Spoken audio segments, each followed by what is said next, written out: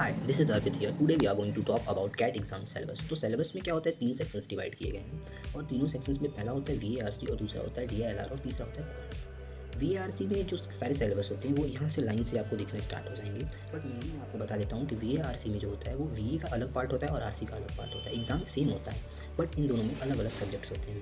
वीएआरसी में जो वीए का जो पार्ट होता है, वीए में 4 स्पेसिफिक बताए गए हैं। पहला होता है हमारा पैराजम्बल, दूसरा होता है हमारा सेंटेंस ऑर्डर नाउन, तीसरा होता है हमारा पैरासमरी और चौथा होता है हमारा पैरा कंप्लीशन। फिर आते हैं अगर हम डीआईएलआर की बात करते हैं तो डीआईएलआर में क्या होता है कि एक डेटा इंटरप्रिटेशन होता है और दूसरा लॉजिकल रीजनिंग होता है। डेटा इंटरप्रिटेशन की बात किया जाए तो उसमें सबसे पहले हमारा टेबल्स होता है, उसके बाद आता है बार ग्राफ, फिर होता है लाइन ग्राफ। फिर अब यहाँ पे लाइन से हम अगर आप देखेंगे आप तो यहाँ पे सही सारे सिलेबस दिख जाएंगे।